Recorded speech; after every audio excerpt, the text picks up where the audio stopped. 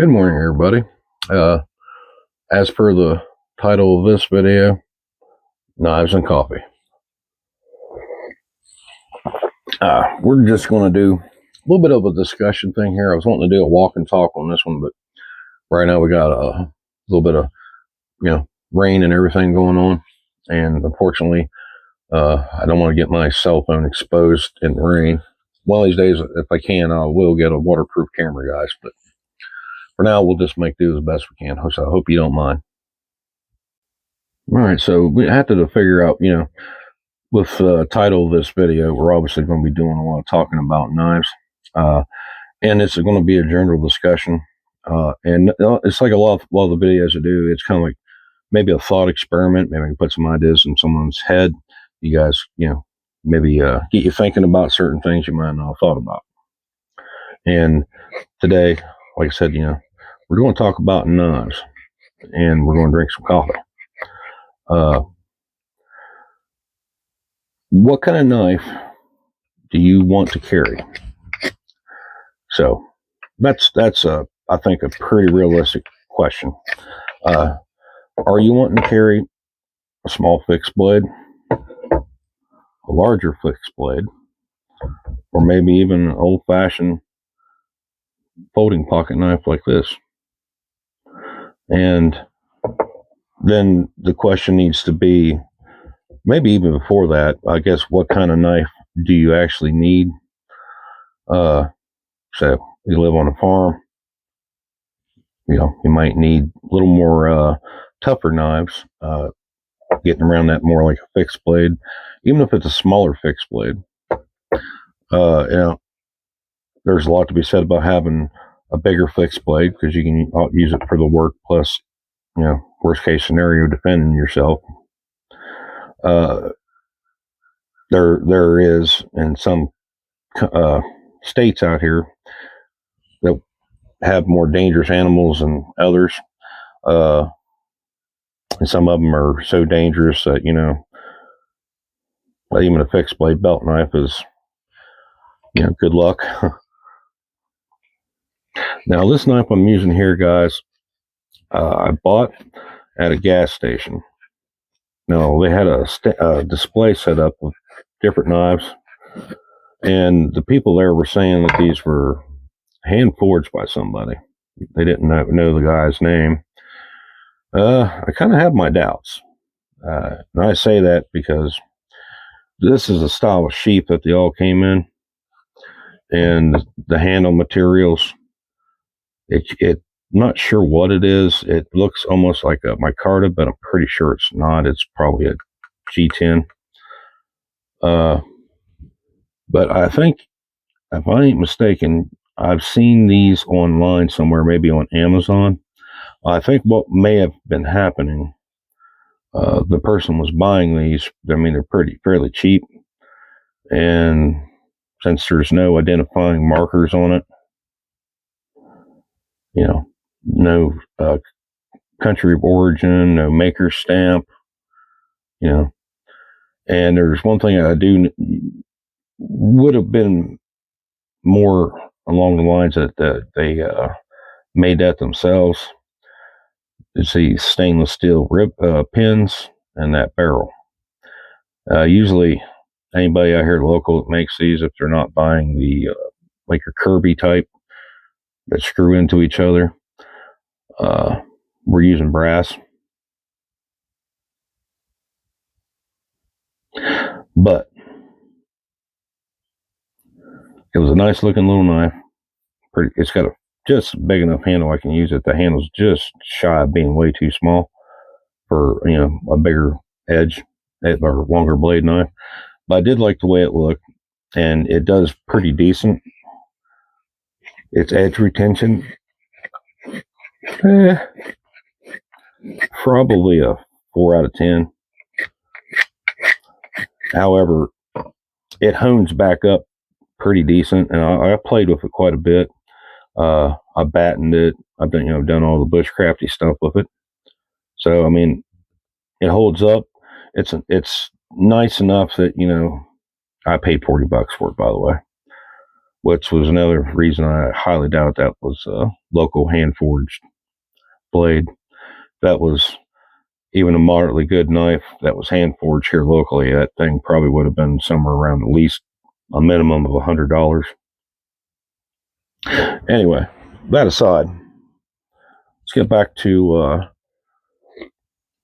what kind of knife. And I'm addressing this to you guys, so more participation in the comments would be greater. So I guess I'm kind of asking all you guys watching, what kind of knife do you need? And you could actually versus what kind of knife you want. Are you kind of stuck in between that? It's like, man, I really like this knife, but I really need this knife kind of situation. And so now this one I got for my birthday from my father. It's been, I want to say 8 years-ish ago, 7 years ago. It's a Rough Rider, 4-bladed Congress. It's the smaller one. I do have the full size one. I really like this one. It's so nice to carry in pocket, and it's really, really nice one for having a multitude of blades for different tasks. There's 4 blades in here. See if I can get these out of here without cutting myself.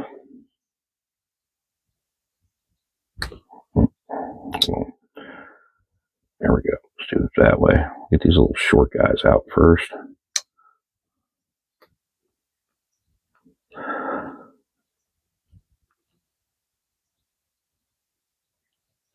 There we go.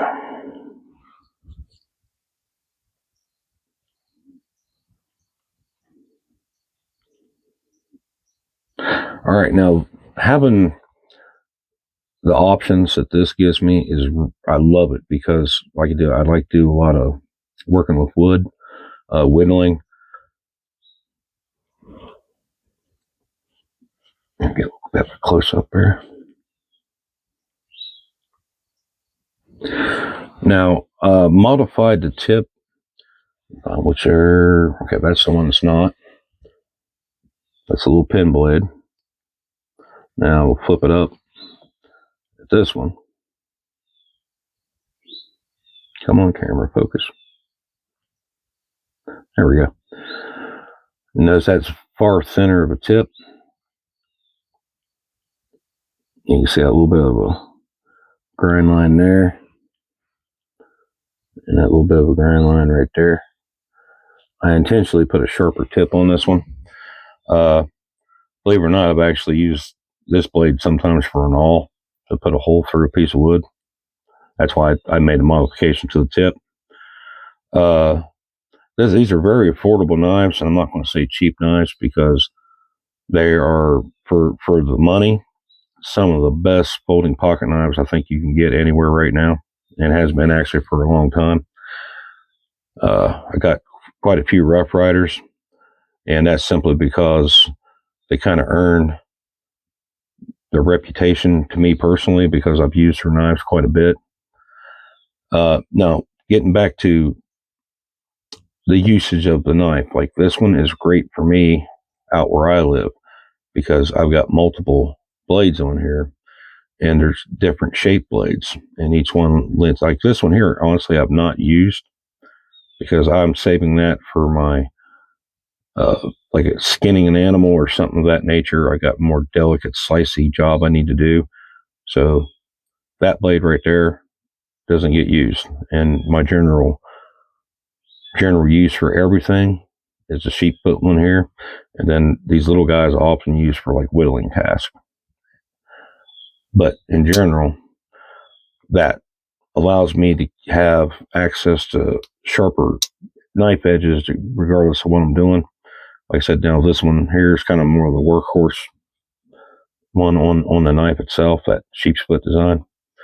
So if I'm doing any general, just wood carving or cutting string or hay bale string, whatever, if I got this one in my pocket, this is typically the one I go to on the blade. Notice it's a very good looking knife, highly functional. Now, sometimes you do have to do a little bit of honing and or sharpening on these, but I haven't bought one very recently, like I said, I've noticed a new trend that a lot of knives have been coming far sharper than they used to be on the budget knives. So that may be a completely different critter nowadays. They may come hair popping sharp now. But the quality of the knife to me is undeniable. They've proven it to me. So, guys, what are some of your favorite knives? What do you like the most that you've got that you carry?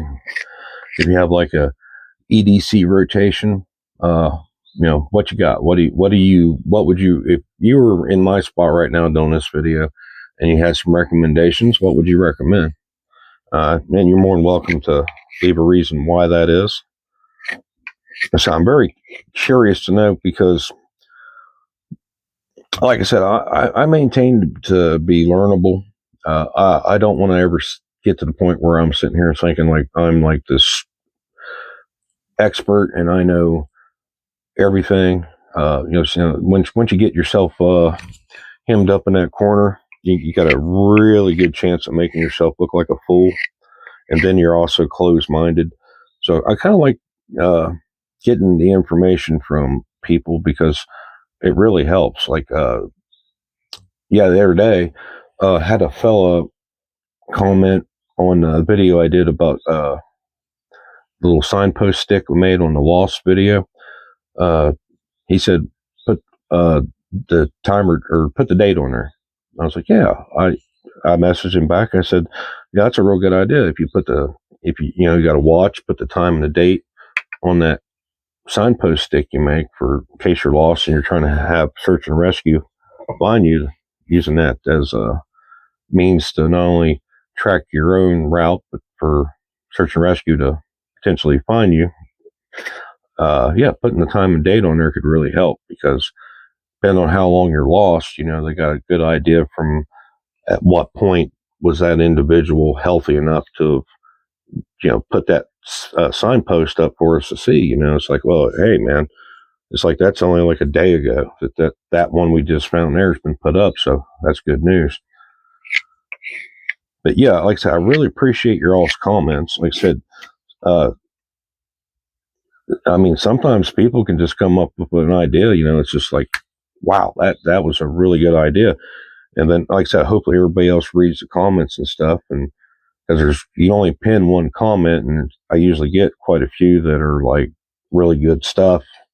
So, I highly recommend everybody read those comments because, like I said, the whole idea of this channel in general was trying to teach people useful things. And then, like I said, sometimes you guys come up with some amazing ideas. But getting back to knives,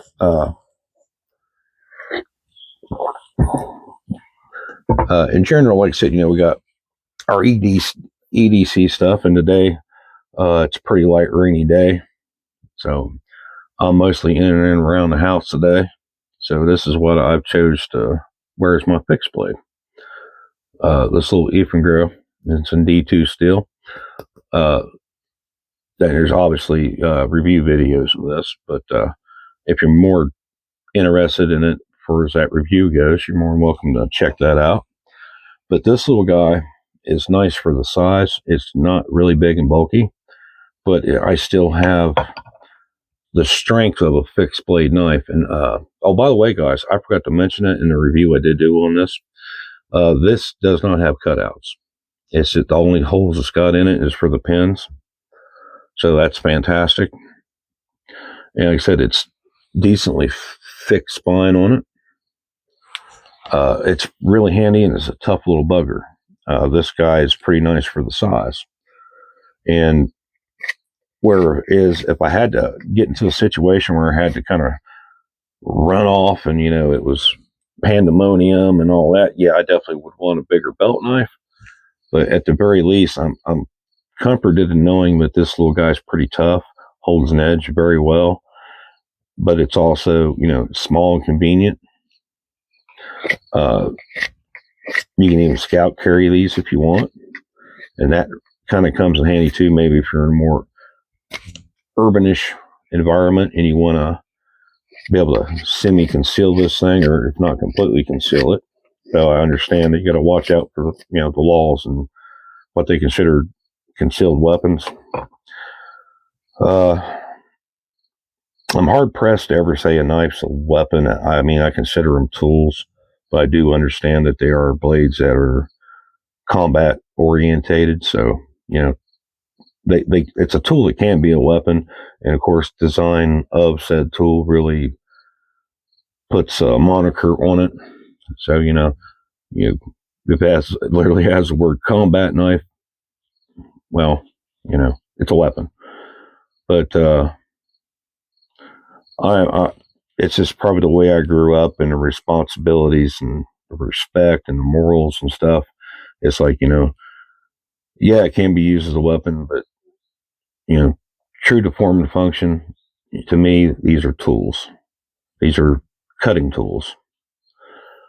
So now, like, the way the laws have been kind of bouncing around in the U.S., some places, what's acceptable to even carry, you could be in question on it. You got like automatic knives, out the front knives, gravity knives, double edged, some that are just in other countries too, like, out there in the UK and Europe and places like that. They're, quote unquote zombie knives. They're just, crazy. They're cheap knives. They're just the way they look and a few things about them. Yeah, I'm not getting into it. I mean, I highly feel for them people over there. The firearm situation over there is, highly contentious as it is. Getting own firearms is pretty rough over there. But now it's like, no, they're taking your knives from you, and it's like one of the most important tools, kind of ever was invented. What you can do with them. So, what are you guys' preferences? What kind of, you like your classic spring folding knives, or you like, your more modern knives?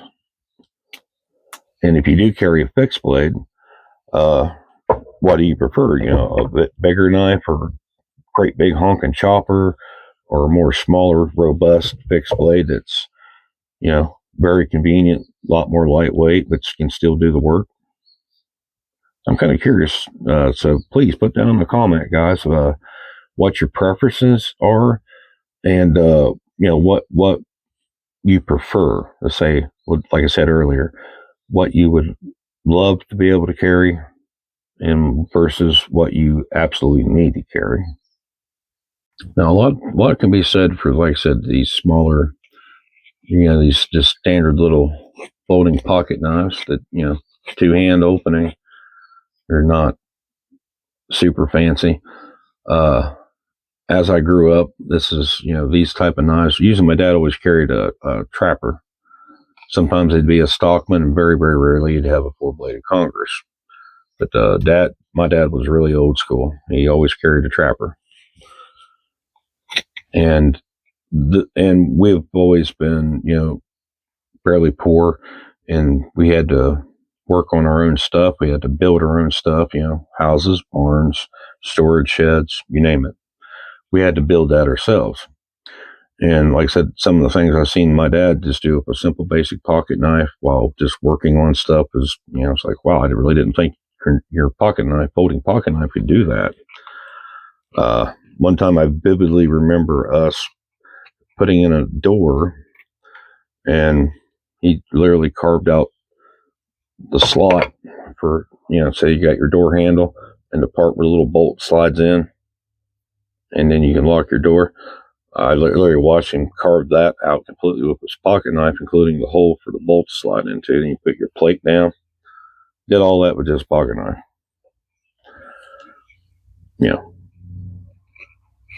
I was highly impressed. It's like, wow. But things like that really, and then, sorry, kind of jumping around, but like just skinning and processing animals. He did usually all that with his just his pocket knife. Said he usually carried a Trapman or Trapper. His favorite brand was Case. He always had a good case, for the full size Trapper knife. and we would process every animal that he'd bring in: deer, squirrel, rabbit, turkey. Didn't matter. You use that trapper. That was even after we quartered it like a deer, brought the animal in to process the meat down for either freezing it or canning it. Trapper pocket knife every time. My dad would use it. Mind you, he had a lot of knives, a lot of pocket knives. But I've always said you can't have too many knives. But like I said, the main thing is it was the versatility. We get, I think, a lot of times really caught up in the modern stuff. It's like, I got to get the newest, fanciest, the best thing out there. And there, I mean, like I said, there's a lot to be said for high quality. It's like, if you're going to get to the point where I'm going to be able to make the one purchase, it's like I'm never really going to have enough in whatever financial situation you may be in. It's like I'm not really ever going to have enough to be able to just buy all these random knives all the time. So I'm going to save up and I'm going to buy a more expensive brand that's got a really good reputation. And like I said, there's a lot of validity to that. I'm not knocking it. Like I said, now this one here with a mountain of sentimental values attached to it for me. That paramilitary too. That's not a cheap knife. It's a very good knife. Very good steel. The build quality is outstanding. But that's a really expensive knife. Whereas I can say the same thing for this little guy. I'm thinking it was around 40 some bucks.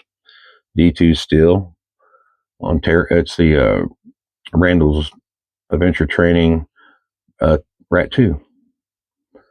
It's a smaller one. It's just like the Rat 1. Same shape, same handle design. It's just smaller. Me personally, I think this is a high quality knife, though it has a far more affordable price sticker on it. Now, if you splurge and got the Rat 1 that they got out now in the S30V, it's only like $100 or so.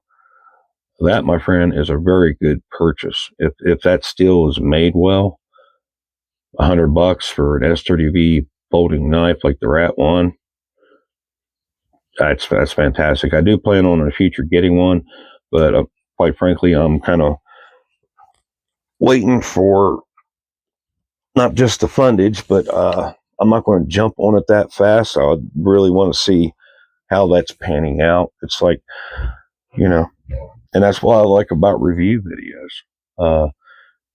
People are buying these and they're going to do the review, so I get to see its function, how well it holds up, just like everybody else. It's like, oh, well, you're going to spend, a couple $100 on a knife. I want to know without a shadow of a doubt, is this thing going to be a good knife?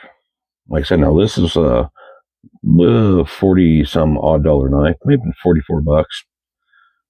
I took a risk on it. But like I said, I've got to the point, get into knife making and stuff like that. There's a little bit more, I got a little more understanding of if it's potentially decent. And I figured that, this is probably about the right price for this knife, around $30-40. It has, I felt the edge. And, I did a little bit of stuff here and there before I bought it, understanding that, this is not a great knife, but it's a decent knife. And it's performed within my expectations. In a few cases, it's actually, I'd say it's exceeded them. I was a little concerned when I first was going to batten it. Then, I did some light battening.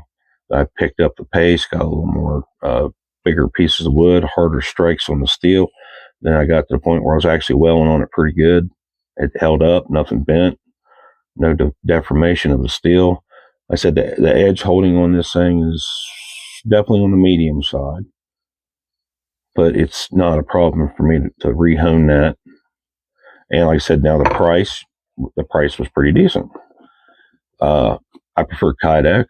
But as far as a basic leather sheath goes, it's not bad. And these right here are just pretty much decoration. They just, you know, I guess you could use that to scout carry with, but this leather material is incredibly thin and it will not hold up to much abuse. And it's the same with the basic belt loop that's on it. That's fairly thin.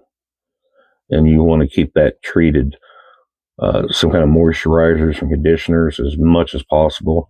Taking this thing out in the woods and, you know, just making this your everyday carry, it's going to be rough on that leather, especially that thin. But, you know, it's a deep carry leather sheath, which really helps to, you know, decrease the risk of your knife coming out because there's no snaps and everything. That's another thing to consider too. If your knife, whatever means you got to carry that knife, isn't comfortable, you don't like it, you're probably not going to carry the knife.